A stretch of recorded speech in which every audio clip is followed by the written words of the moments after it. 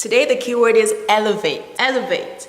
To raise or lift something up to a more important or impressive level. Used in sentence. I'm about to elevate your pasta game to a whole new level. Cue music, please.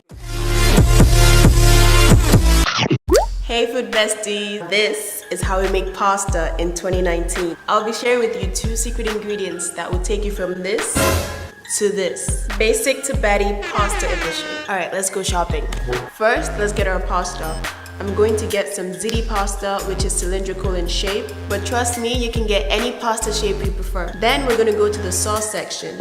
Grab some canned diced tomatoes, tomato paste, and my first secret ingredient, sun-dried tomatoes. This by itself tastes a bit leathery, not much flavor going on. But once you add it in and it absorbs all the flavor in your pot, elevated.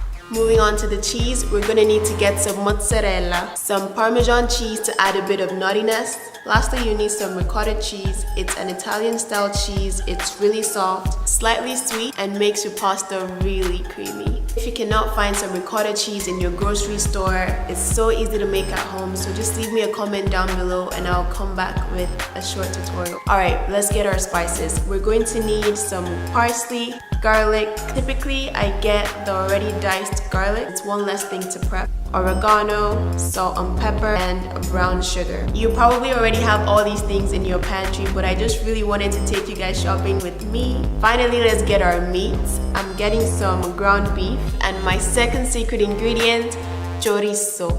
That's definitely not how they say it.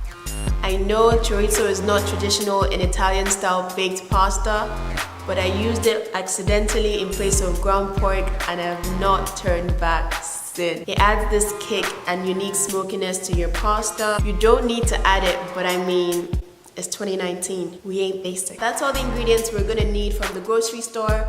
I'm going to put the entire list down in the info box below, so be sure to check it out. Literally, the only prep you're going to need to do for this dish is to dice up your onions if you like onions and to chop your parsley. That is it. Alright, let's cook. Add some sunflower oil or olive oil. Then I'm going to add my onions and garlic and saute.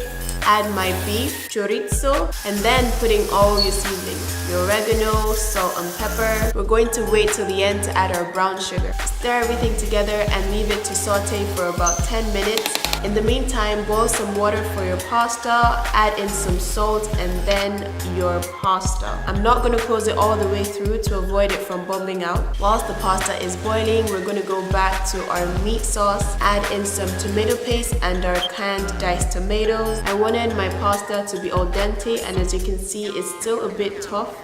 I also took a bite and you can see it's still not cooked all the way through. So I let it cook for a little bit longer. About 5 minutes. I took it out and put it in a strainer to get all the water out. Then I put only half the pasta in the meat sauce and mixed thoroughly. After that, I added the other half of the pasta and mixed till it was combined. It made it so much easier for everything to mix thoroughly together. Look at this masterpiece.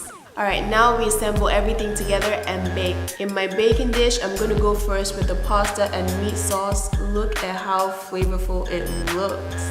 Then I'm gonna add some dollops of ricotta cheese all over the pasta. After that, my Parmesan cheese goes on top. Then some mozzarella and some parsley, and I'm going to repeat the same process twice. Except this time around, I'm going to add my pasta and meat sauce, then my mozzarella, then my Parmesan, and then my ricotta right on top. You can assemble it any which way you want, but I did it this way just for the aesthetic. I'm gonna pop it in the oven, 375 to 400 degrees. I crank up the heat that high because I personally love the cheese to be very crispy once it gets out of the oven. And this, my friends, is your elevated pasta.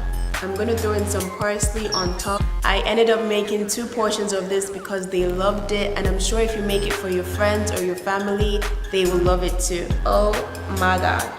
Look at how stringy it is. That, guys, is the crispy cheese I was talking about. And that is it, guys. Thank you so much for spending your day with me. I hope you're gonna give this recipe a try. Comment down below when you do and tell me how you liked it. Give me a thumbs up if you think this dish was elevated. Please subscribe to my channel, hit the notification icon so you get an alert every time I post. I have some other meal prep recipes and food reviews on this channel and my Instagram at The Curious Munch. So check it out if you're into that kind of stuff. I'll see you soon. Bye!